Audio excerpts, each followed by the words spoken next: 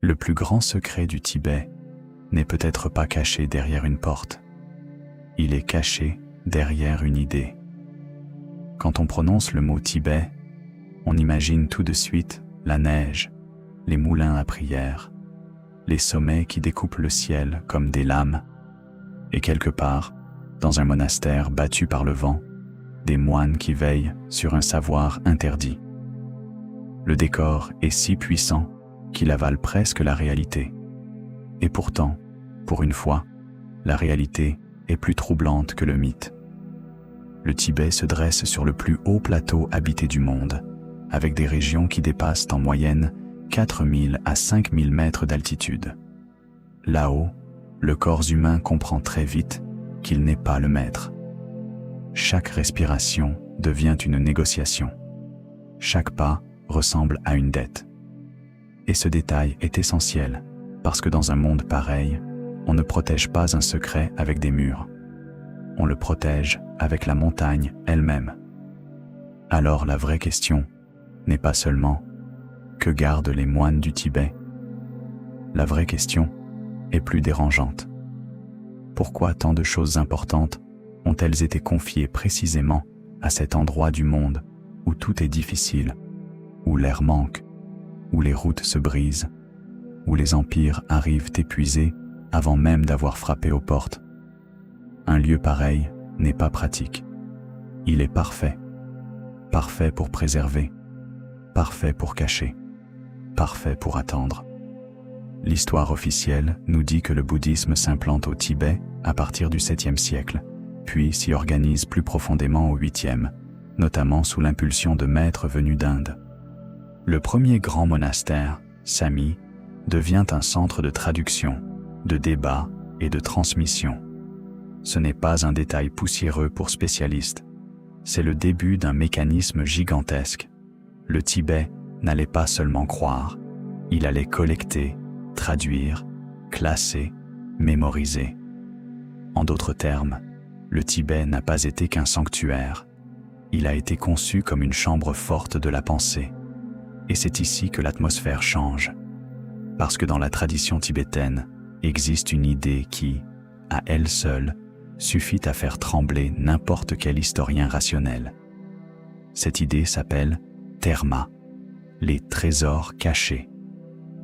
Officiellement, ce sont des enseignements, des textes, des objets rituels, parfois même des instructions spirituelles, dissimulés pour être redécouverts plus tard, quand le temps serait enfin mûr. Pas avant, jamais avant.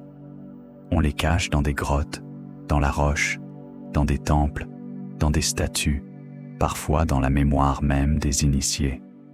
Ce point est capital, parce qu'il inverse notre manière de penser le secret. En Occident, on cache un savoir pour le soustraire.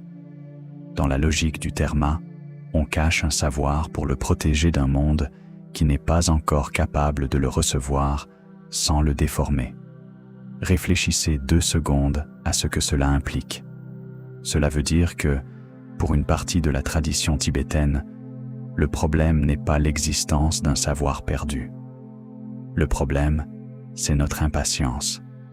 Nous imaginons toujours le secret comme un coffre fermé par quelqu'un de méchant, de manipulateur, d'avare.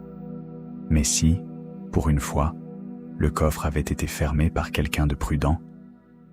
Et si les moines ne gardaient pas un trésor matériel, mais le calendrier même de sa révélation? Là, tout devient plus étrange. Parce qu'un gardien de trésor, on peut le corrompre. Mais un gardien du moment juste, comment le forcer? C'est pour cela que tant de récits venus du Tibet donnent l'impression de flotter entre mythe et géographie. On a beaucoup parlé de Shambhala, ce royaume spirituel dissimulé quelque part au nord du Tibet dans certaines traditions bouddhiques, un modèle qui a nourri plus tard, de manière indirecte, l'imaginaire occidental de Shangri-La. Beaucoup y voient une simple utopie. Peut-être. Mais les utopies ne naissent jamais de nulle part. Elles cristallisent une obsession réelle. Et l'obsession tibétaine, pendant des siècles, n'a pas été la conquête du monde. elle a été la conservation d'un centre invisible, d'un lieu ou d'un état où le savoir reste intact pendant que les royaumes s'effondrent en bas. Maintenant, voici le moment où le fantasme rencontre brutalement l'archive. Au début du XXe siècle, dans la région de Dunhuang, on met au jour une grotte devenue célèbre sous le nom de grotte bibliothèque. Des dizaines de milliers de manuscrits y avaient été entreposés puis scellés. Ce que l'on y découvre n'est pas seulement bouddhique, ni seulement chinois. Il y a une diversité immense de langues, de traditions, de formes de savoir. Parmi elles, des manuscrits tibétains. Ce fait est énorme, parce qu'il prouve que dans l'ère culturelle reliée au Tibet et aux routes d'Asie intérieure, l'idée de fermer une bibliothèque entière pour la sauver n'a rien d'une fable romantique. C'est déjà arrivé. Le geste existe. Le précédent existe. Le monde tibétain n'invente pas l'idée de l'archive scellée. Il en hérite, il la prolonge, il la perfectionne. Et alors, soudain, la question revient avec encore plus de force. Si une bibliothèque entière a pu dormir derrière un mur pendant des siècles dans l'Asie des monastères et des grottes sacrées, combien d'autres ont été murées ailleurs? Combien de salles n'ont jamais été ouvertes? Combien de textes n'ont même pas encore eu la chance d'être oubliés, puisqu'ils n'ont pas été relus une seule fois depuis des centaines d'années? C'est ici que le Tibet cesse d'être une carte postale et redevient un labyrinthe. Dans le monastère de Sakya, fondé au XIe siècle, des collections immenses ont été préservées. Des organismes de vérification des faits ont confirmé l'existence d'un ensemble d'environ 84 000 textes et manuscrits, tout en démontant les exagérations virales qui prétendaient y trouver une histoire de l'humanité vieille de 10 000 ans. Et c'est précisément ce contraste qui rend l'affaire fascinante. La vérité n'a pas besoin du mensonge pour être vertigineuse. Des dizaines de milliers de textes, des siècles d'accumulation, une découverte derrière un mur scellé, puis un long travail de catalogage et de numérisation. Ce n'est déjà pas normal à l'échelle humaine. C'est le genre de masse silencieuse qui change une civilisation sans faire de bruit. Imaginez la scène. Un couloir froid, un mur que tout le monde croit banal, des moines qui vivent à côté depuis des années. Puis, derrière la maçonnerie, non pas une statue d'or, non pas des bijoux, mais des milliers de volumes tassés les uns contre les autres, comme si le temps lui-même s'était replié, là pour survivre. Voilà ce qui dérange vraiment. Pas la richesse, la patience. Une fortune attire les voleurs, une bibliothèque attire les siècles. Et ce n'est toujours pas le plus troublant, car ce que le Tibet a conservé n'est pas seulement une grande quantité de pages, c'est une méthode. Le canon bouddhique tibétain, avec ses grandes collections comme le Kangyur et le Tengyur, repose sur des siècles de traductions, de commentaires, de copies, de comparaisons. La littérature tibétaine religieuse et savante compte parmi les plus vastes d'Asie. Pourquoi est-ce si important pour notre enquête? Parce qu'un peuple qui consacre tant d'énergie à sauver les mots finit forcément par comprendre quelque chose que les empires oublient toujours. Ce n'est pas l'or qui survit, ce sont les formes de conscience capables de se recopier elles-mêmes. Les moines gardent peut-être des livres, oui, mais plus profondément, ils gardent une technologie mentale de transmission. À ce stade, vous pourriez croire que le mystère tibétain est uniquement spirituel. Ce serait une erreur, parce que le Tibet garde aussi des énigmes beaucoup plus anciennes que les monastères. Et là, on entre dans une zone où le mythe du monstre des neiges rencontre quelque chose de bien plus sérieux. Le Yéti, dans la tradition himalayenne, existe comme créature légendaire depuis longtemps. Dans la culture populaire, il devient l'abominable homme des neiges. Mais les explications les plus prudentes renvoient souvent à des traces d'ours mal interprétées. Dit autrement, la bête la plus célèbre du Tibet est peut-être un malentendu. Pourtant, Comme souvent, le malentendu protège quelque chose de vrai. La montagne cache bel et bien des présences anciennes. Simplement, elles ne sont pas celles qu'Hollywood a imaginées. Et voici le retournement. En 1980, dans la grotte karstique de Baishia, un lieu saint fréquenté depuis longtemps par des Tibétains, un moine remarque une mâchoire étrange. Pas un os ordinaire, pas une relique rituelle, une vraie énigme enfouie dans la pierre. Des analyses bien plus tard montreront qu'il s'agit d'une mâchoire denisovienne âgée d'au moins 160 000 ans. 160 000. Sur le bord du plateau tibétain, à haute altitude. Vous mesurez la violence de cette information? Bien avant les royaumes, bien avant les monastères, bien avant nos archives, quelque chose d'autre vivait déjà là-haut. Et ce quelque chose n'a pas seulement disparu. Il a laissé une trace dans les humains d'aujourd'hui. Car des travaux publiés dans Nature ont montré que l'adaptation remarquable de populations tibétaines à l'altitude est liée, au moins en partie, à une variante du gène EPAS1 hérité d'un ADN denisovien ou denisovien proche. Voilà le genre de phrase qui mérite qu'on s'y arrête. Une lignée humaine disparue a aidé, des dizaines de milliers d'années plus tard, des êtres humains modernes à respirer sur le toit du monde. Le passé n'est donc pas mort au Tibet. Il circule encore dans le sang. Et soudain, le sujet change de dimension. Les moines ne gardent peut-être pas seulement des textes. Ils gardent des lieux où la mémoire biologique, la mémoire géologique et la mémoire spirituelle se superposent. Vous voyez le vertige venir? On était parti avec une image simple. Des hommes en robe safran, des couloirs obscurs, des manuscrits interdits. Et maintenant, le Tibet apparaît comme un coffre à plusieurs étages. Premier étage, les monastères. Deuxième étage, les bibliothèques murées. Troisième étage, les grottes sacrées. Quatrième étage, les couches humaines d'avant l'histoire. À chaque fois, le même motif revient. Quelque chose a été déposé. Quelque chose a été laissé. Quelque chose a attendu. Alors, que gardent les moines? Peut-être d'abord une frontière entre ce qui peut être transmis à tout le monde et ce qui exige une préparation. Cela choque l'esprit moderne, parce que nous avons été élevés dans l'idée que toute connaissance doit circuler immédiatement.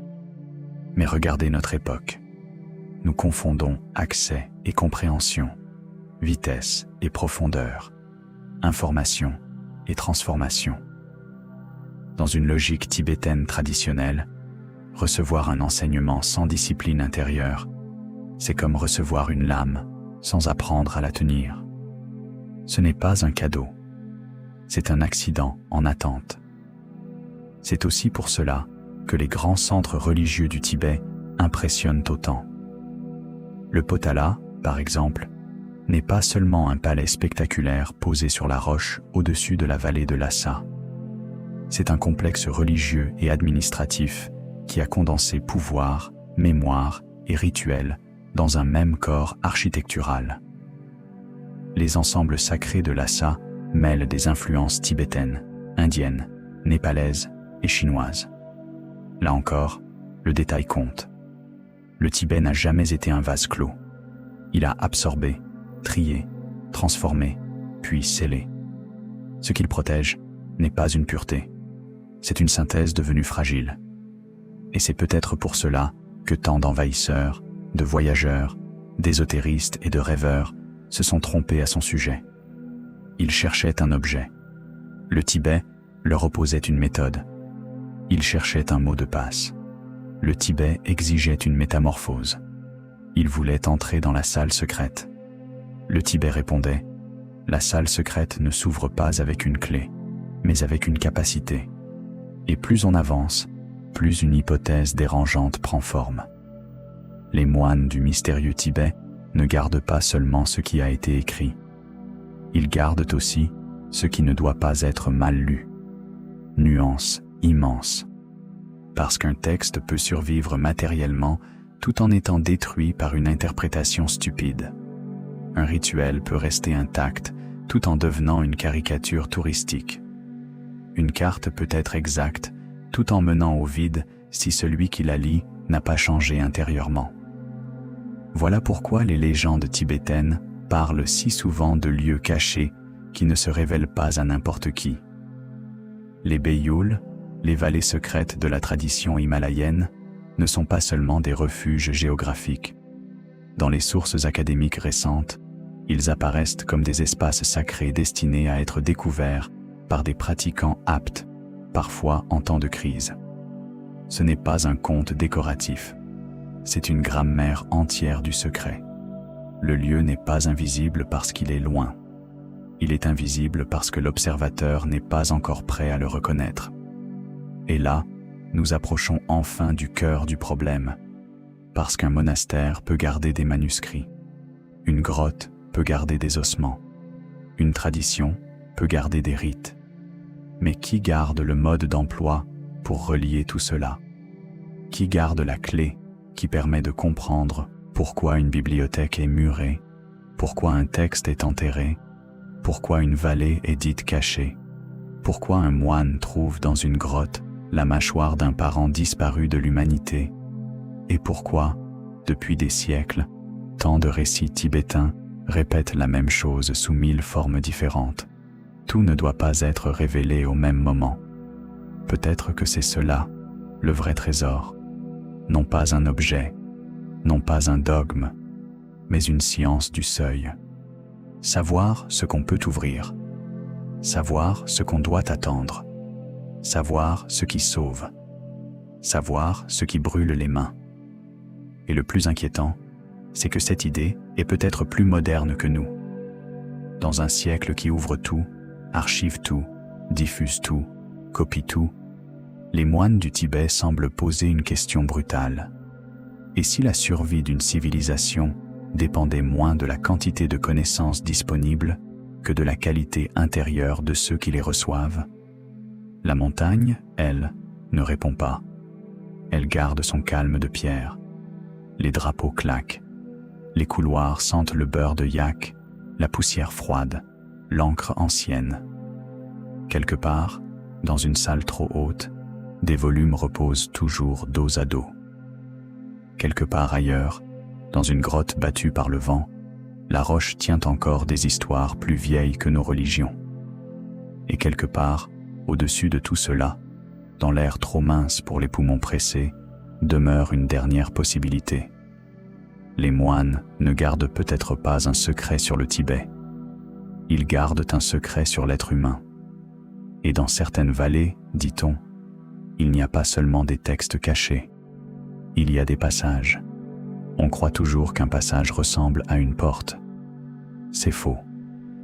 Dans l'Himalaya, un passage peut être une gorge noyée de brume, un sentier qui disparaît à midi, une paroi sans fissure qui ne révèle son ouverture qu'à celui qui sait où poser la main.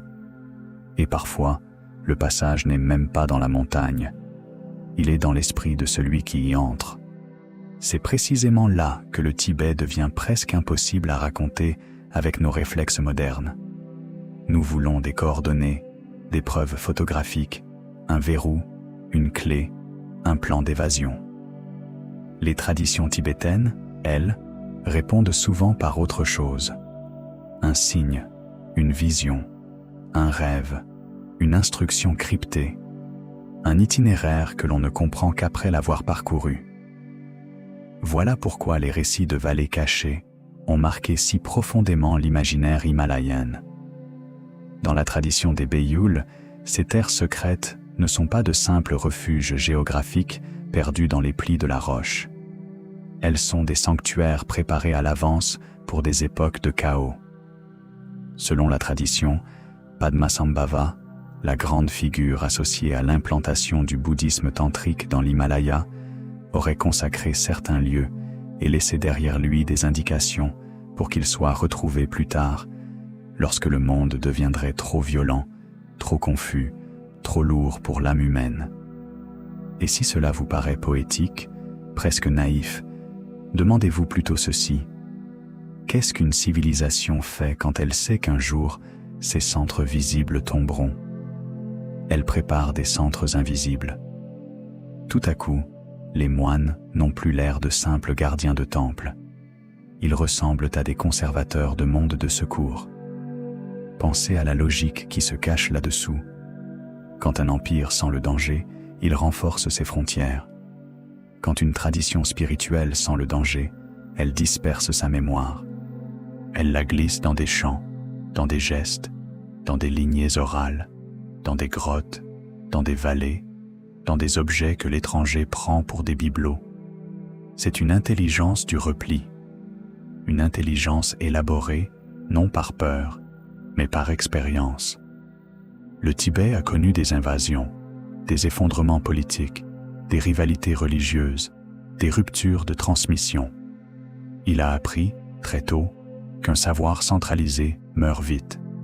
Un savoir disséminé, lui, peut survivre à l'incendie. C'est peut-être pour cela que les visiteurs étrangers ont souvent compris de travers ce qu'ils voyaient. Quand les premiers explorateurs européens se sont approchés du Tibet avec leurs cartes, leurs lorgnettes, leurs ambitions savantes ou militaires, ils pensaient entrer dans un espace qu'il suffirait de mesurer. Mais le Tibet n'était pas seulement difficile d'accès pour des raisons physiques. Il opposait une autre définition de l'espace.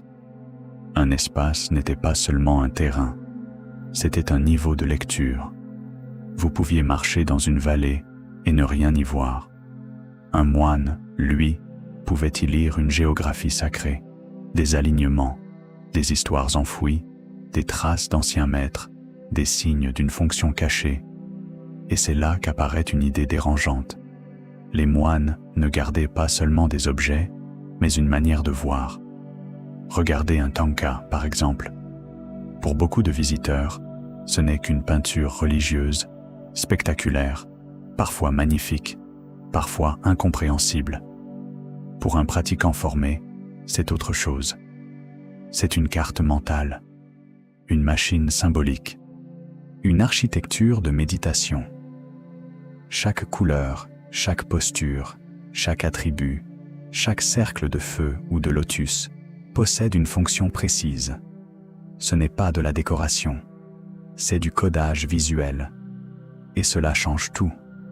Parce qu'un peuple capable d'encoder des instructions métaphysiques dans l'image est également capable d'encoder des itinéraires spirituels, voire des informations rituelles, dans des objets qui semblent innocents à l'œil non initié. Autrement dit, au Tibet, une image peut être une porte, un chant peut être une archive, et un silence peut être un verrou. Ce genre de phrase peut sembler exagéré, jusqu'au moment où l'on s'approche des pratiques de mémorisation monastique. Des générations de moines ont appris à retenir des quantités vertigineuses de textes, de commentaires, de débats et de liturgies. Pas seulement en les lisant, mais en les incarnant. La mémoire y devenait discipline du corps. Le souffle, la voix, le rythme, la posture, tout participait à la conservation du savoir. Et ici se cache une vérité presque ironique. Nous cherchons des chambres secrètes, alors que l'une des plus grandes chambres fortes du Tibet a toujours été le cerveau humain entraîné. C'est un détail qu'on sous-estime, parce que notre époque adore les supports externes. Nous avons des serveurs, des copies, des nuages numériques. Eux savaient qu'une bibliothèque peut brûler, qu'un mur peut tomber, qu'un rouleau peut moisir. Alors, ils plaçaient une partie de l'essentiel là où le feu ne peut pas tout prendre en une nuit, dans la répétition vivante. Ce que les moines gardent, dans ce cas, ce n'est pas seulement un contenu, c'est la possibilité même de le faire renaître. Mais le Tibet ne s'arrête jamais là où on pense qu'il s'arrête. Au moment précis où l'on croit avoir compris le mécanisme, il ouvre un autre couloir. Car il y a dans ces monastères et dans ces pratiques quelque chose de plus troublant encore que la conservation du savoir, la domestication de l'invisible. Je ne parle pas ici de fantômes hollywoodiens ou de légendes de pacotille racontées pour touristes à moitié gelés. Je parle de tout un univers où rêves, présages, visions, états intermédiaires de conscience, expériences de mort et techniques méditatives ne sont pas relégués au folklore, mais intégrés à une cartographie sérieuse de l'esprit. Et c'est là que surgit l'un des sujets les plus fascinants du Tibet, le bardo. Dans la tradition tibétaine, le mot renvoie à un état intermédiaire, un entre-deux. En Occident, on le simplifie souvent en disant « l'état entre la mort et la renaissance ». Ce n'est pas complètement faux, mais c'est bien plus riche. Le bardo désigne aussi des seuils à l'intérieur même de l'existence, des passages, des instants où l'esprit perd ses repères ordinaires. Pourquoi est-ce capital pour notre sujet? Parce que si une civilisation développe une science des passages intérieurs, elle peut finir par considérer la mort elle-même comme un territoire à cartographier. Et dans ce cas, que gardent les moines? Des textes sur l'au-delà? Pas seulement. Ils gardent des protocoles pour traverser l'inconnu. Voilà qui change l'atmosphère. Tout à coup, les monastères tibétains n'apparaissent plus simplement comme des lieux de prière. Ils deviennent des laboratoires métaphysiques. On y étudie non seulement comment vivre, mais comment mourir sans se perdre. Comment reconnaître certaines visions. Comment ne pas être avalé par la peur au moment où la conscience se défait. Même si l'on adopte une lecture strictement psychologique, sans aucune croyance surnaturelle, c'est déjà immense. Cela signifie qu'une partie de la tradition tibétaine a consacré des siècles à observer les états extrêmes de l'esprit humain avec une précision presque clinique, mais dans un langage symbolique. Et comme toujours, cette précision a produit des rumeurs, des récits sur des moines capables de rester en méditation après la mort, des histoires de corps qui se décomposent différemment, des témoignages sur des méditants dont le corps conserve une chaleur étrange pendant des heures, parfois davantage, après l'arrêt apparent des fonctions vitales. On peut regarder ces récits avec scepticisme, et il le faut. Le Tibet attire les crédules, comme les flammes attirent les papillons un peu trop sûrs d'eux. Mais il serait tout aussi paresseux de balayer d'un revers de main tout ce que ces récits essaient de dire. Car derrière l'exagération possible, une question demeure. Jusqu'où l'entraînement mental peut-il modifier notre rapport au corps, à la douleur, au froid, à la peur, et peut-être même aux derniers instants de la vie? C'est pour cela que certaines pratiques ont fasciné les chercheurs bien avant l'ère d'Internet et de ses gourous de salon. La fameuse pratique du Tummo, souvent associée à la chaleur intérieure, a nourri des observations sur la capacité de certains méditants à influencer leur température corporelle en conditions extrêmes. Évidemment, les récits populaires enjolivent tout. Mais le cœur du sujet n'est pas la magie de foire. Le cœur du sujet, c'est l'idée que des traditions contemplatives ont développé des techniques fines sur l'attention, la respiration, l'imagerie mentale et la régulation corporelle, dans un environnement où survivre exige déjà un rapport exceptionnel à ses propres limites. Et soudain, un autre soupçon apparaît. Et si les moines gardaient aussi une connaissance du corps humain que nous avons cessé d'explorer parce que nous l'avons morcelé? Un peu pour la médecine ici, un peu pour la psychologie là, un peu pour la spiritualité ailleurs. Eux, au contraire, reliaient parfois les trois dans une même discipline. Cela ne veut pas dire qu'ils avaient réponse à tout. Cela veut dire qu'ils observaient autrement. Et parfois, observer autrement suffit à préserver des trésors que les civilisations plus bruyantes ne voient même plus. Cette idée devient encore plus étrange quand on se penche sur la médecine tibétaine traditionnelle. Mélange complexe d'influences indiennes, locales et parfois chinoises, elle développe une vision du corps où les humeurs, les souffles, les équilibres énergétiques et l'environnement s'entrelacent. Pour l'esprit moderne, cela peut sembler symbolique ou dépassé. Mais là encore, prudence. Derrière le vocabulaire ancien se cache souvent une longue expérience empirique du climat, de l'alimentation, du sommeil, du rythme saisonnier, des effets de l'altitude, des plantes, des minéraux. Tout n'est pas à prendre au pied de la lettre, bien sûr, mais tout n'est pas non plus à jeter, car une tradition qui a survécu sur le toit du monde n'est pas née d'un caprice poétique. Elle a appris à lire les fragilités humaines dans des conditions que peu d'entre nous supporteraient plus de 2 jours. Alors, quel type de secret cela représente-t-il ? Pas le secret éclatant qui change l'histoire d'un seul coup, pas l'arme absolue, pas la formule qui fait s'effondrer tous les sceptiques. Quelque chose de plus subtil. Le secret de la continuité, le secret de la traversée. Comment tenir dans un monde violent sans devenir soi-même une machine de violence? Comment conserver une tradition sans l'empailler? Comment transmettre sans tout vulgariser? Comment protéger sans enfermer? C'est moins spectaculaire qu'un trésor en or, et pourtant, c'est infiniment plus rare. Mais il y a encore un autre niveau, le plus dangereux peut-être, celui où le Tibet attire non plus les chercheurs sincères, mais les chasseurs de mythes. À partir du 19e puis surtout du 20e siècle, le Tibet devient pour une partie de l'Occident une sorte d'écran géant sur lequel projeter toutes les obsessions possibles. Sagesse absolue, maîtres immortels, royaume souterrain, savoir atlante, énergie cosmique, survivant d'une civilisation perdue, et parfois des fantasmes politiques beaucoup plus sombres. Des ésotéristes, des aventuriers, des occultistes ont transformé le Tibet réel en décor de leur propre manque. Ils ne voulaient pas voir ce qu'il était. Ils voulaient qu'il confirme ce qu'ils rêvaient déjà. Et c'est là une ironie magnifique. Plus le monde parlait du secret du Tibet, plus il risquait de passer à côté du véritable secret. Car le vrai mystère n'est peut-être pas un contenu caché.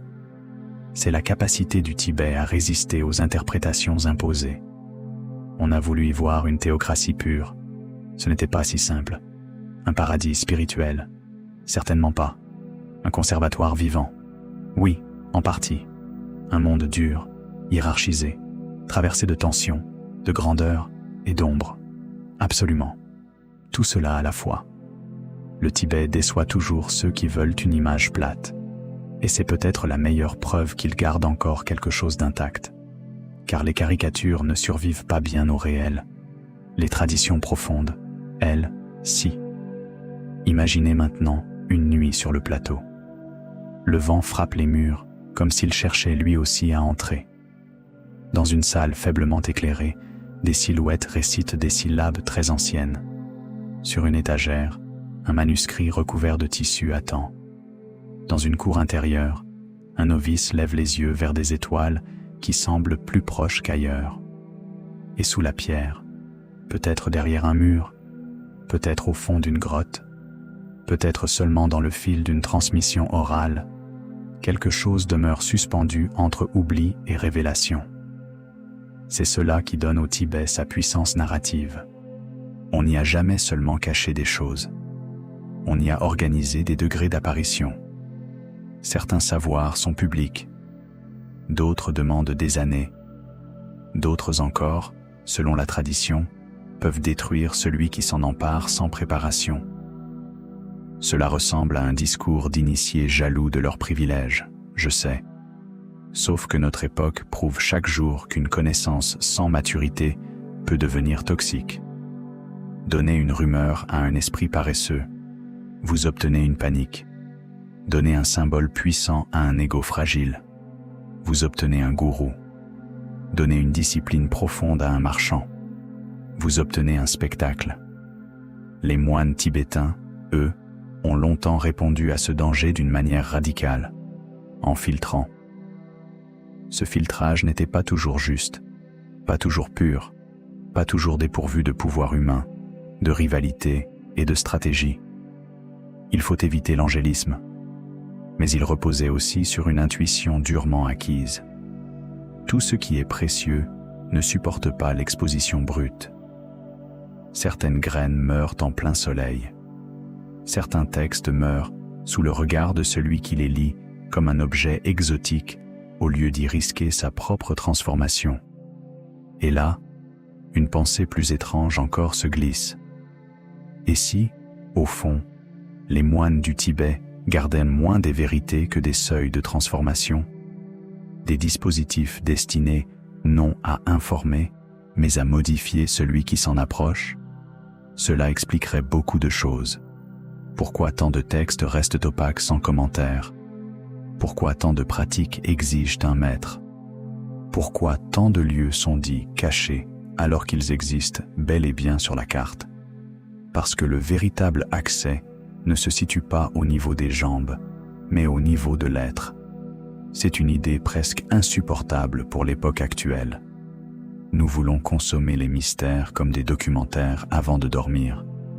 Nous voulons savoir sans être déplacés. Le Tibet, lui, semble murmurer autre chose. Il existe des connaissances qui ne deviennent vraies pour vous qu'à la mesure de ce que vous êtes devenu.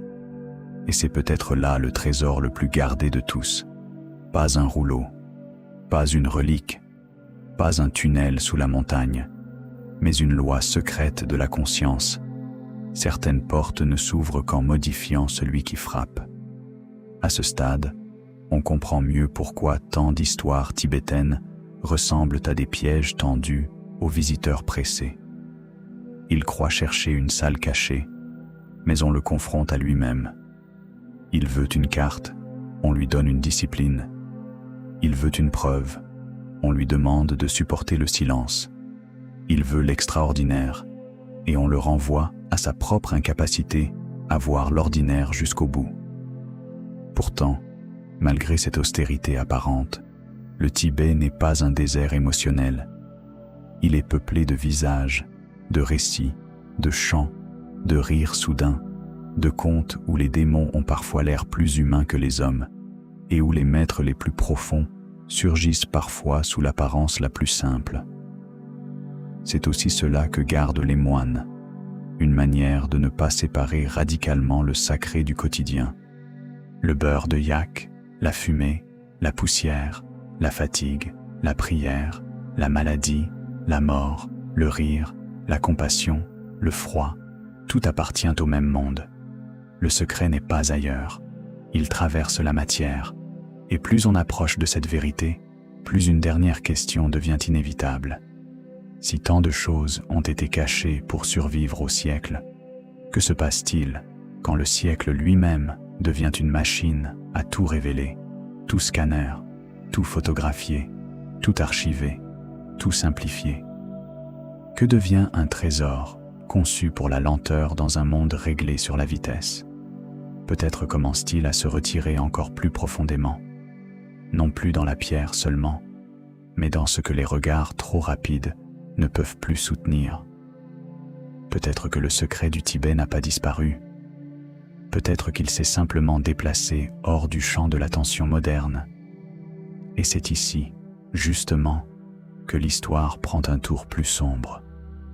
Parce qu'il existe des lieux où les moines n'ont pas seulement caché des textes, des cartes mentales ou des instructions pour l'âme. Il existe aussi des endroits où ils ont gardé des objets rituels qu'on disait dangereux, des reliques entourées de précautions, des crânes rituels, des lames, des trompes d'os, des statues qu'on ne dévoilait pas à n'importe qui, et surtout des récits sur ce qui arrive quand un lieu sacré est violé sans compréhension. Et parmi ces récits, il en est un qui revient comme une ombre, l'idée qu'au cœur de certaines montagnes, on n'avait pas seulement enfermé la sagesse. On y avait aussi enfermé ce qu'il valait mieux ne pas réveiller. Le plus dangereux n'est pas ce qui dort dans la montagne. Le plus dangereux, c'est ce que la montagne réveille en nous. Car lorsqu'on parle d'objets gardés par les moines du Tibet, l'imagination populaire s'emballe immédiatement. On voit des reliques maudites, des chambres scellées, des statues dont les yeux suivraient les intrus, des manuscrits si puissants qu'un simple regard suffirait à perdre la raison. C'est beau, c'est cinématographique, c'est presque irrésistible. Et comme souvent, le mensonge s'installe sur quelque chose de vrai. Oui, il existe au Tibet des objets rituels qu'on ne montrait pas à tout le monde. Oui, certaines pratiques exigeaient des initiations longues, des vœux, une discipline précise. Oui, certains lieux étaient entourés d'interdits. Mais non, pas parce qu'un sorcier de conte de fées craignait qu'un voleur emporte son jouet. La raison est plus profonde, plus humaine, et au fond beaucoup plus inquiétante. Dans la tradition tibétaine, il existe des formes divines dites courroucées. Pour l'œil étranger, elles paraissent presque démoniaques. Des visages tordus, des dents apparentes, des couronnes de crâne, des flammes, des postures terribles, des armes, des couleurs sombres. Si vous découvrez cela sans contexte, vous croyez entrer dans un musée de cauchemars. Et pourtant, dans le bouddhisme tibétain, ces figures n'ont pas pour fonction première de célébrer la violence. Elles incarnent une énergie qui détruit l'ignorance, tranche l'illusion, force l'esprit à regarder ce qu'il fuit. Voilà le premier grand malentendu du Tibet. Ce qui nous effraie n'est pas forcément maléfique. Ce qui nous sourit n'est pas forcément inoffensif. Prenez Mahakala, par exemple. Dans plusieurs traditions tibétaines, il est un protecteur.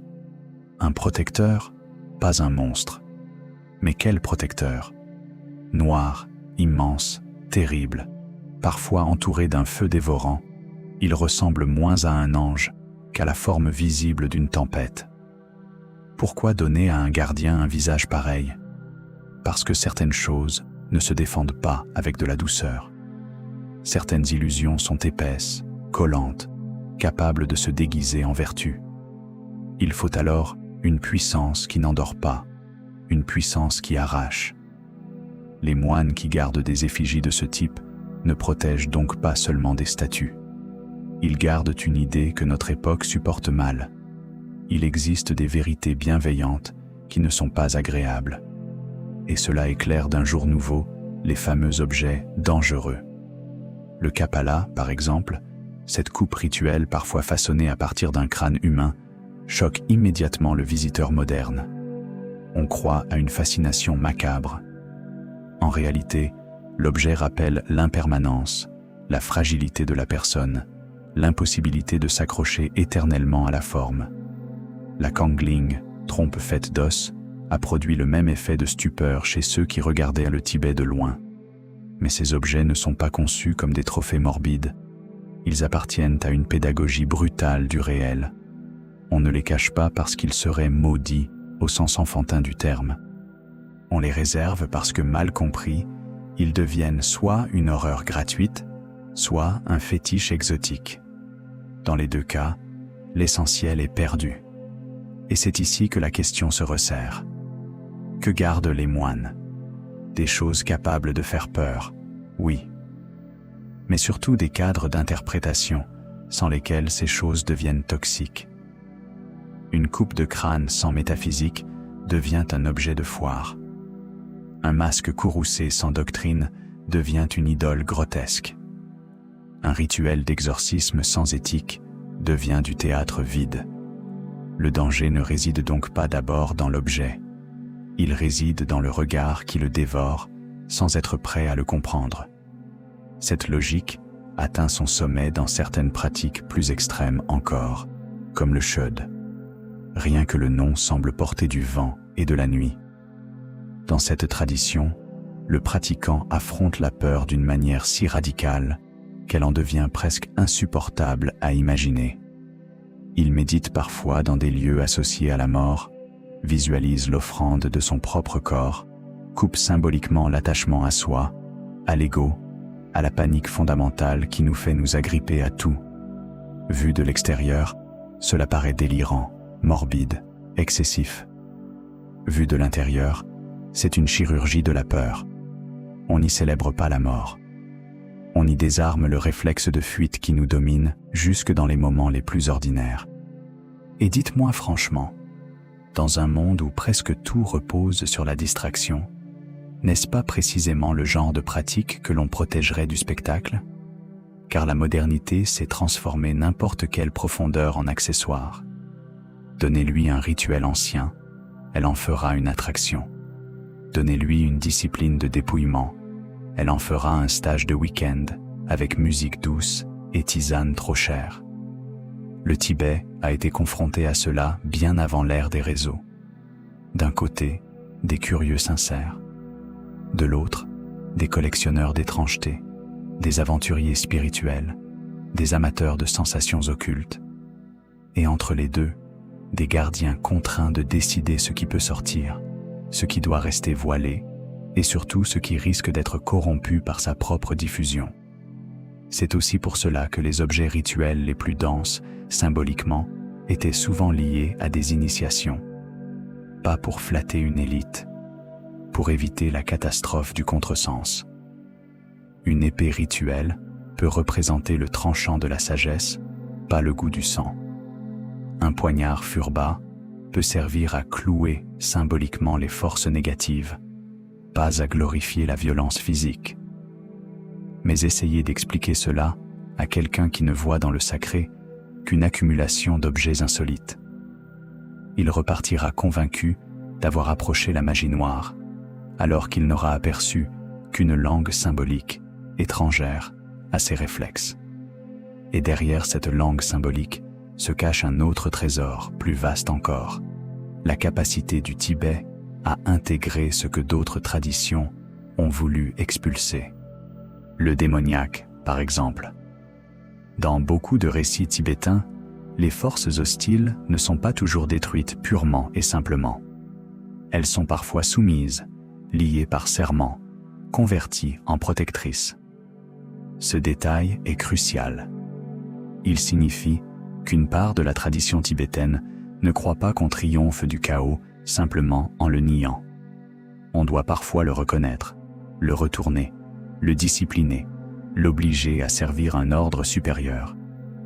Quelle idée prodigieuse, et quelle idée dangereuse aussi, car elle suppose qu'il existe, au cœur même du mal ou du trouble, une énergie récupérable. Tout dépend alors de qui tient la bride.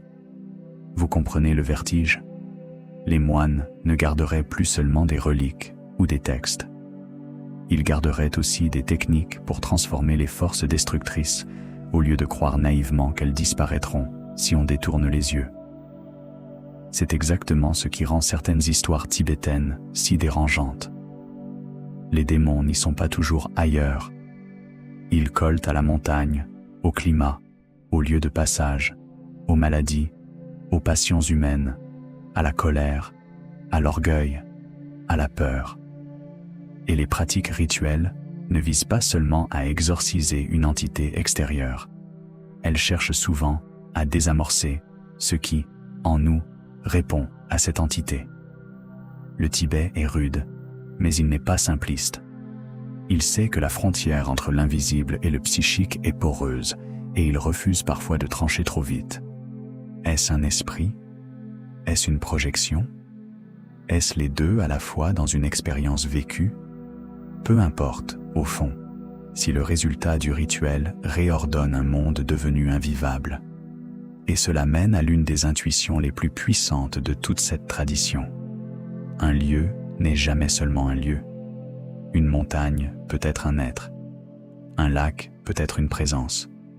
Une gorge peut être un seuil. Une tempête peut être un avertissement.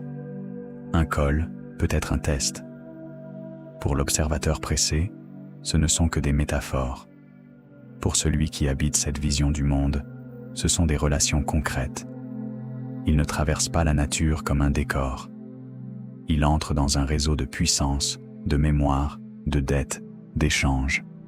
Le paysage n'est pas vide, il est chargé. Et plus un lieu est chargé, plus il demande des formes de conduite, de respect, parfois de silence. Voilà pourquoi tant de zones ont été considérées comme sensibles, voire interdites. Pas uniquement parce qu'un pouvoir politique voulait en contrôler l'accès, mais parce qu'une géographie sacrée n'est pas un parc public. c'est un tissu de correspondance qu'un intrus peut profaner sans même comprendre ce qu'il brise. Il faut ajouter à cela une autre réalité, plus terre à terre, plus brutale. Pendant des siècles, les monastères tibétains ont réellement accumulé des objets, des archives, des reliques, des œuvres d'art, des effigies, des instruments et des trésors votifs d'une valeur immense. Cela les a rendus vulnérables à la convoitise, au pillage, aux destructions, aux guerres, aux déplacements forcés. Et c'est ici que le romantisme s'écroule d'un coup. Garder un secret n'a pas toujours signifié le garder intact dans une paix de neige et de cloches lointaines. Cela a souvent voulu dire le cacher en urgence, le murer, le diviser, l'enterrer, le faire passer de main en main, sauver un manuscrit en sacrifiant 100 autres, couvrir une statue de poussière pour qu'elle ait l'air sans valeur, ou confier une lignée entière à quelques survivants. Le Tibet n'a pas seulement connu l'ésotérisme, il a connu la perte. Et c'est probablement là que se trouve la vérité la plus douloureuse sur les choses qu'il ne fallait pas réveiller. Ce n'étaient pas toujours des puissances surnaturelles. Parfois, c'était l'appétit humain lui-même, l'avidité, la volonté de domination, l'obsession de réduire un monde complexe à un système contrôlable. Quand ces forces entrent dans un lieu de mémoire, elles détruisent tout aussi sûrement qu'un incendie. Souvenez-vous de cela. Bien des traditions n'ont pas disparu parce qu'elles étaient faibles. Elles ont disparu parce qu'elles avaient face à elles des systèmes plus rapides, plus armés, plus centralisés, capables de raser en quelques années ce qui avait demandé des siècles à se déposer. Dans un tel contexte, le geste de cacher devient presque héroïque. Cacher un manuscrit, ce n'est pas refuser l'avenir. C'est parier contre la barbarie. Alors oui, on a trouvé au Tibet et dans son monde culturel des salles murées, des collections intactes derrière des cloisons, des objets préservés dans des recoins improbables. Ce n'est pas un folklore. C'est une stratégie de survie. Et plus on l'observe, plus une image s'impose. Les moines n'ont pas été seulement des mystiques. Ils ont aussi été des logisticiens du sacré, des archivistes de l'ultime recours, des hommes qui devaient penser comme des poètes et agir comme des contrebandiers de l'esprit. Imaginez la scène, parce qu'elle a dû exister sous 1000 formes. La rumeur du danger approche. Des soldats, des pillards, des fonctionnaires, des hommes qui veulent confisquer, classer, détruire ou revendre. Il faut choisir vite. Que sauver? Les statues, les textes, les reliques, les objets rituels, les peintures? Et dans quel ordre? Que peut-on cacher dans un mur? Qu'est-ce qui peut survivre dans une grotte sèche? Qui mémorisera ce qui ne peut pas être emporté? Qui saura, dans 30 ans, dans 50 ans, dans 100 ans, où rouvrir le passage? Voilà la forme réelle du mystère tibétain. Pas une énigme abstraite, une lutte concrète contre l'effacement. Pourtant, au milieu de cette lutte, le Tibet n'a jamais cessé de produire une chose qui désarme presque tout commentaire, le paradoxe. Plus les formes rituelles paraissent terribles, plus leur intention peut être compatissante. Plus les objets semblent inquiétants, plus ils peuvent être destinés à briser l'illusion qui fait souffrir. Plus le secret est gardé, plus la finalité peut être universelle. C'est le contraire de nos réflexes. Nous pensons, ce qui est caché doit servir un petit nombre. Eux répondent parfois, ce qui est caché aujourd'hui est protégé pour un bien plus large demain. C'est là qu'intervient le rôle des oracles, autre zone de trouble pour l'esprit moderne. Le Tibet a connu des traditions où certaines figures, dans des cadres rituels stricts, servaient d'intermédiaires avec des puissances protectrices ou des conseils invisibles. De l'extérieur, on ricane, ou bien on fantasme. Les deux attitudes se trompent, car ce qui compte, ce n'est pas seulement de savoir si l'on croit littéralement à l'entité invoquée. Ce qui compte, c'est qu'une civilisation a reconnu officiellement l'existence de procédures pour consulter ce qui dépasse l'individu ordinaire. Cela veut dire qu'elle a institutionnalisé le seuil, donné une forme à l'incertain, reconnu que certaines décisions se jouent à la frontière entre psychologie, rituel, symbolique et politique. C'est vertigineux parce que cela nous rappelle quelque chose que nous préférons oublier. Toutes les sociétés consultent des invisibles. Certaines les appellent dieux, ancêtres ou protecteurs. D'autres les appellent modèles, statistiques, marchés ou narratifs historiques. La différence, c'est que les Tibétains savaient au moins qu'ils entraient dans une zone sacrée et dangereuse. Nous faisons souvent semblant qu'il ne s'agit que de rationalité pure. Ainsi, quand des moines gardent une salle d'objets rituels, ils gardent peut-être aussi la mémoire d'une question immense. Comment parler avec ce qui nous dépasse sans devenir fou, sans devenir tyrannique, sans se mentir à soi-même? Et plus cette question est profonde, plus le décor extérieur importe peu. Une petite pièce sombre peut contenir plus de tensions métaphysiques qu'un palais entier. Mais il y a encore une dernière couche, la plus discrète, la plus difficile à filmer, la plus difficile à vendre, donc peut-être la plus vraie. Ce que les moines gardent avec le plus d'acharnement, ce n'est pas forcément l'objet rare, c'est la qualité d'attention sans laquelle tout le reste s'éteint. Un texte sacré, lu comme un exercice scolaire, se vide. Un rituel exécuté machinalement se dessèche. Une relique exhibée sans recueillement se change en morceaux de matière. Même une montagne sacrée finit par devenir un simple fond d'écran pour touristes si plus personne ne sait s'y tenir. Or, garder l'attention est probablement plus difficile que garder un coffre. Un coffre se ferme. L'attention, elle, s'éduque, se perd, se regagne, se transmet par l'exemple, par le rythme, par la présence. C'est pourquoi tant de traditions monastiques accordent tant d'importance à des gestes minuscules, presque invisibles. La manière de poser un texte, d'entrer dans une salle, de dérouler une peinture, de souffler une syllabe, d'offrir une lampe, de se taire. À première vue, ce sont des détails. En réalité, ce sont des défenses, des remparts contre la vulgarisation intérieure. Et soudain, ce qui semblait exotique devient terriblement proche. Parce que notre monde aussi perd ses trésors, moins par vol que par désattention. Nous détruisons par saturation, par bruit, par vitesse, par ironie permanente. Nous n'avons même plus besoin de bûcher. Il nous suffit de ne plus savoir regarder. Peut-être que les moines du Tibet ont compris cela avant nous tous. Peut-être qu'en protégeant des objets redoutés, des textes codés, des rites sévères et des lieux interdits, ils ne défendaient pas seulement leur religion. Peut-être qu'ils défendaient une faculté humaine en voie de disparition. La capacité de rencontrer quelque chose de plus grand sans immédiatement le réduire à un divertissement, à une marchandise ou à une opinion. Et c'est ici que le mystère bascule encore.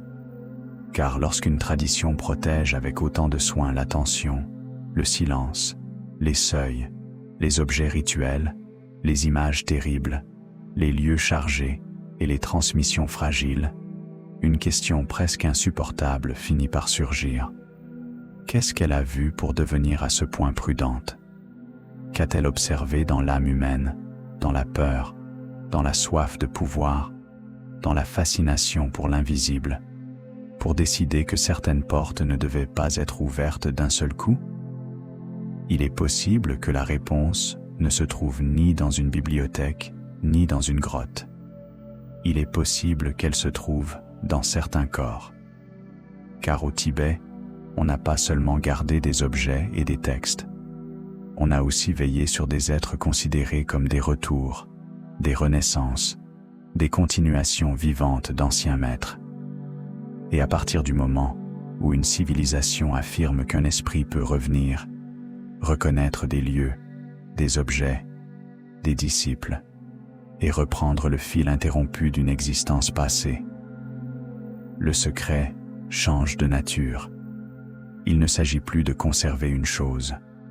Il s'agit de conserver une personne à travers le temps. Et là, nous entrons dans un domaine où l'histoire, la foi, la politique et le vertige se mêlent d'une façon bien plus explosive que tout ce qu'une chambre scellée pourrait contenir. Le secret le plus difficile à voler n'est pas un livre, c'est une continuité. Car un manuscrit, on peut le brûler. Une statue, on peut la briser.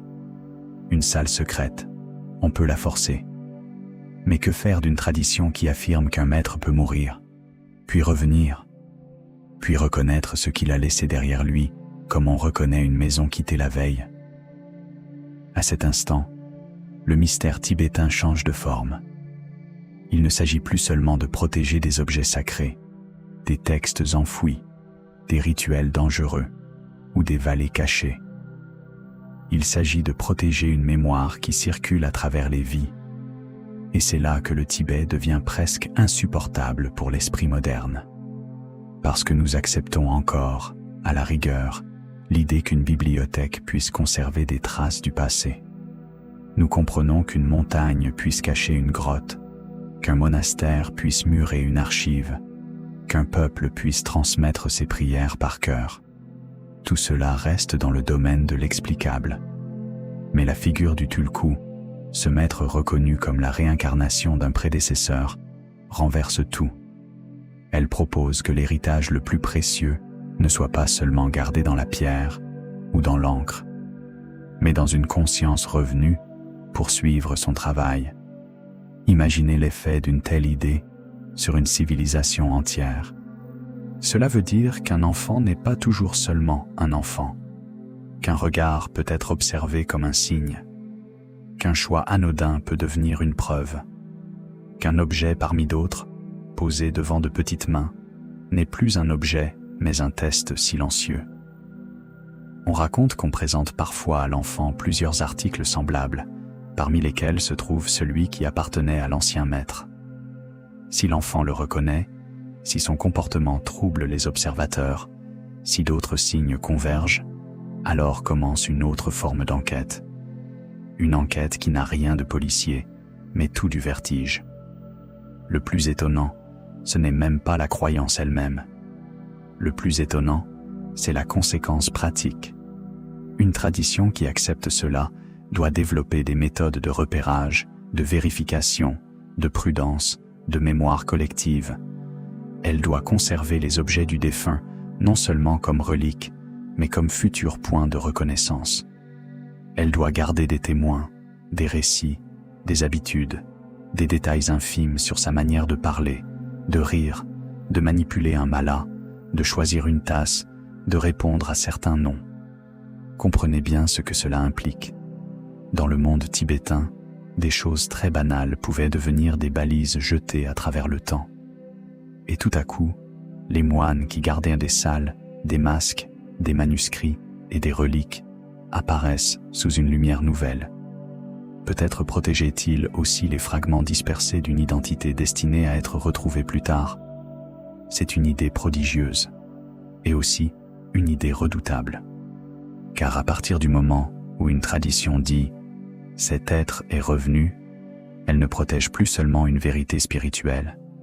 Elle touche au pouvoir, à la légitimité, à l'autorité, à l'obéissance, à l'avenir d'une communauté entière.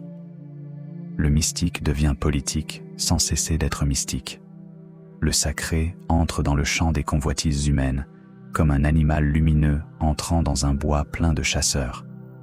Voilà pourquoi le Tibet n'a jamais pu garder ce secret dans une innocence parfaite. Car reconnaître un être comme retour vivant d'un maître, ce n'est pas seulement accomplir un geste religieux, c'est désigner un centre futur. C'est dire « voici celui autour duquel une lignée se reconstituera. Voici celui qui héritera d'une parole, d'un regard, d'une responsabilité, parfois même d'un immense réseau de loyauté. Dans un monde rude, fracturé, exposé aux tempêtes de l'histoire, ce genre de désignation compte plus qu'un trône. Un trône peut être pris. Une continuité reconnue dans la chair possède une puissance d'un autre ordre. Et c'est précisément pour cela que cette continuité a toujours été fragile. Parce que si elle est réelle pour ceux qui y croient, elle devient immédiatement une cible pour ceux qui veulent diriger la communauté de l'extérieur, contrôler la reconnaissance, influencer l'entourage, manipuler les récits, surveiller les signes, imposer une procédure, semer le doute, fabriquer des candidats, étouffer des lignées.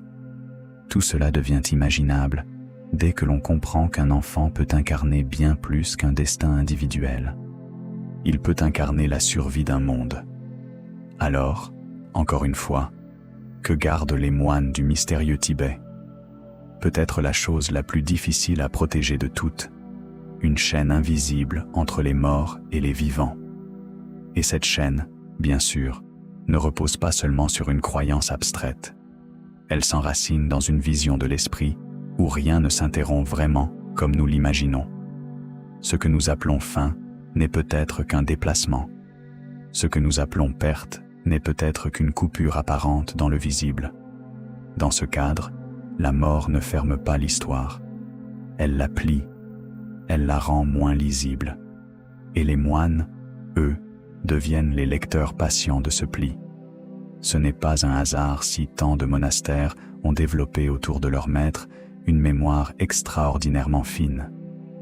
On conserve des objets, oui. On note des paroles. On retient des habitudes. On observe des rêves, des indications, des circonstances, des gestes. Un esprit moderne sourit parfois devant cette accumulation de signes. Mais il oublie quelque chose d'essentiel. Toute civilisation se construit sur la lecture de traces. Nous lisons des archives, des os, des satellites, des statistiques, des empreintes numériques. Eux lisaient aussi les traces, simplement avec une autre carte de lettres. La différence n'est donc pas entre crédulité et intelligence. La différence est entre deux cosmologies. Et peut-être que le plus troublant, au fond, n'est pas qu'ils aient cru possible le retour d'un maître. Le plus troublant, c'est qu'ils aient organisé une société capable d'attendre ce retour. Voilà l'exploit. Attendre sans réduire le mystère à l'impatience. Attendre sans casser la lignée. Attendre en gardant les objets, les noms, les récits, les gestes, les lieux, jusqu'à ce qu'un enfant apparaisse quelque part, dans une vallée reculée, dans une maison anonyme, sous un ciel que personne ne regardait particulièrement ce matin-là. À cet instant, même le plus humble bol de bois posé sur une étagère devient explosif, car il pourrait un jour être reconnu. Et s'il est reconnu, alors tout ce qui semblait épars recommence à se souder. Ce n'est plus seulement de la religion, c'est presque de l'ingénierie métaphysique. Mais comme toujours au Tibet, plus une idée est sublime, plus elle est entourée d'ombre. Il serait naïf de croire que ces reconnaissances n'ont jamais été traversées par des rivalités, des intérêts, des conflits d'influence, des tensions institutionnelles. L'humain suit même les idées les plus hautes avec ses petitesses dans les poches. Et justement, c'est là que le mystère tibétain devient adulte. Il ne nous présente pas un monde pur. Il nous présente un monde où l'on a tenté de préserver quelque chose de plus grand que l'humain avec des instruments profondément humains, donc imparfaits, donc vulnérables. C'est peut-être pour cela que tant d'histoires tibétaines ont ce goût singulier de beauté et d'inquiétude mêlées. On y perçoit à la fois une immense noblesse et un danger constant de corruption. Une lignée peut porter une lumière réelle et en même temps attirer les calculs les plus froids. Un enfant reconnu comme maître peut être adoré, protégé, mais aussi enfermé dans les attentes d'un monde qui voit déjà en lui le retour de quelqu'un d'autre. Quel poids vertigineux. Être aimé pour une mémoire qui vous précède. Être attendu avant même de se connaître soi-même. Devenir très tôt le gardien d'un fil que d'autres ont commencé bien avant votre première respiration. Et pourtant, si ce système a tant fasciné le monde, ce n'est pas seulement pour son étrangeté. C'est parce qu'il touche une blessure universelle. Nous avons tous peur de perdre ce qui compte vraiment. Une voix, une sagesse, une présence, une façon d'aimer le monde. Le Tibet répond à cette peur par une hypothèse radicale. Peut-être que certaines présences ne disparaissent pas. Peut-être qu'elles se redistribuent, se cherchent, se reconnaissent et reprennent leur ouvrage sous un autre visage. On peut y croire ou non. Là n'est presque plus la question. La question est, pourquoi une telle idée continue-t-elle à nous hanter? Sans doute parce qu'elle s'attaque à la plus vieille famine humaine, la séparation. Mais le Tibet ne s'est pas contenté de produire cette hypothèse. Il l'a encadrée, ritualisée, disputée, défendue, institutionnalisée. Et c'est ce geste-là qui révèle peut-être ce que les moines gardent de plus précieux. Non pas une réponse à la mort, mais une discipline pour ne pas la laisser désorganiser complètement le sens. Car le vrai chaos commence quand plus rien ne relie, quand les textes ne parlent plus aux vivants, quand les reliques deviennent des curiosités, quand les rites s'épuisent en spectacle, quand les maîtres meurent et que personne ne sait quoi faire de l'espace laissé derrière eux. Le Tibet, lui, a essayé de combler cet espace par la continuité incarnée. D'où cette sensation, si particulière, que certaines salles monastiques ne contiennent pas seulement du passé. Elles contiennent de l'attente. Regardez mieux l'image. Une pièce haute, des étagères, des tissus usés, des odeurs de beurre, d'encre, de poussière, de genévrier brûlé, un vieux coffre dont personne ne parle trop, quelques objets enveloppés, une coupe rituelle, un rosaire lustré par les doigts, une petite cloche, un tambour, peut-être une robe, peut-être une lettre. À première vue, une collection.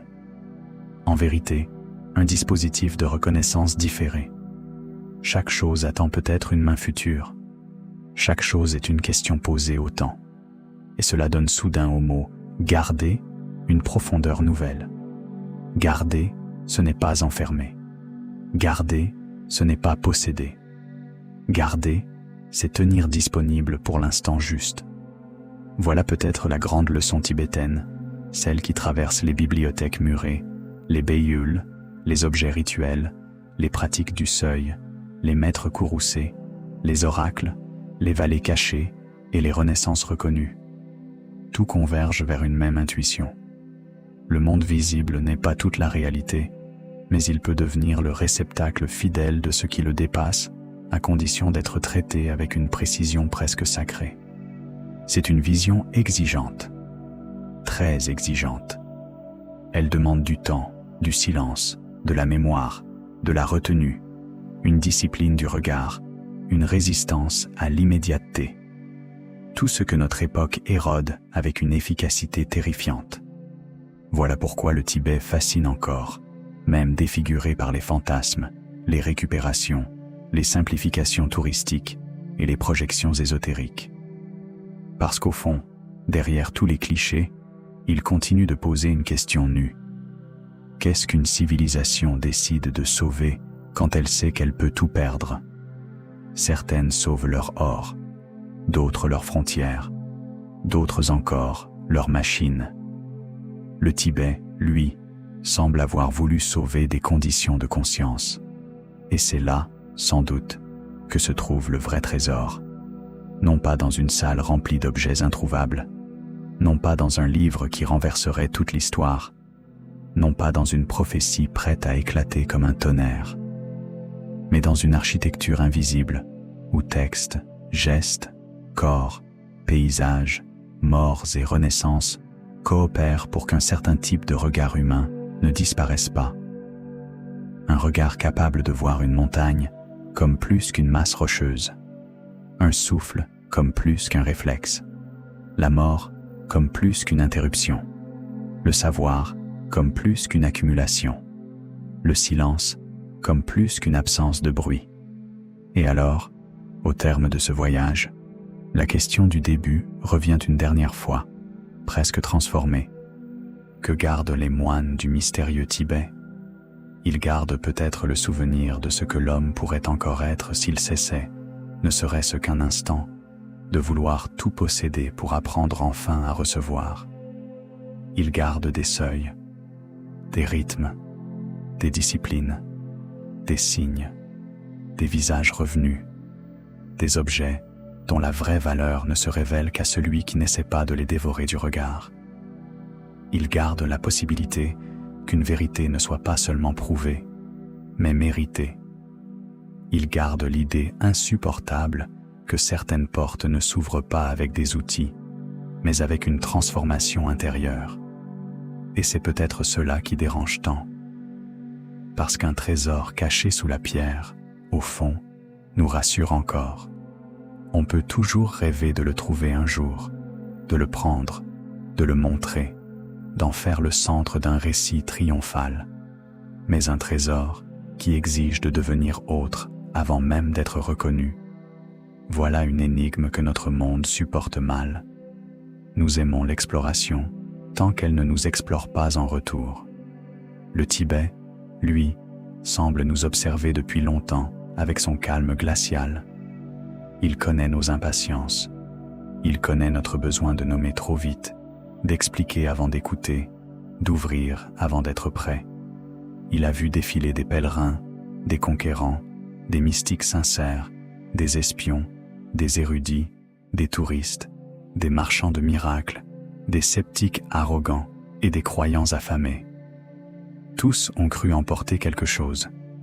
Mais la montagne, elle, garde toujours l'essentiel. Peut-être parce que l'essentiel n'est pas à prendre. Il est à approcher. C'est pour cela que les légendes tibétaines ne meurent pas. Elles changent de forme, mais elles ne meurent pas. Elles survivent parce qu'elles ne parlent pas seulement d'un lieu isolé sur le toit du monde. Elles parlent de nous, de notre rapport au mystère, de notre peur du vide, de notre faim de continuité, de la question que nous n'osons presque jamais poser franchement. Que reste-t-il de nous quand le bruit retombe? Là-haut, peut-être, des moines ont passé des siècles à répondre sans discours trop long, en allumant une lampe, en repliant un tissu autour d'un texte, en confiant une instruction à voix basse, en cachant ce qu'il fallait cacher, en montrant ce qu'il fallait montrer, en attendant ce qu'il fallait attendre. Et c'est sans doute cela, au fond, leur plus grand secret. Ils n'ont pas seulement gardé quelque chose contre le monde, ils ont gardé quelque chose pour lui, quand il serait enfin capable de l'entendre. Merci d'avoir traversé cette histoire jusqu'au bout. Si cette plongée dans les mystères du Tibet vous a captivé, laissez un like. Dites-moi en commentaire quelle partie vous a le plus troublé et abonnez-vous pour ne pas manquer les prochaines explorations. Prenez soin de vous et souvenez-vous, certains secrets ne dorment pas dans l'ombre pour disparaître. Ils attendent simplement le regard capable de les reconnaître.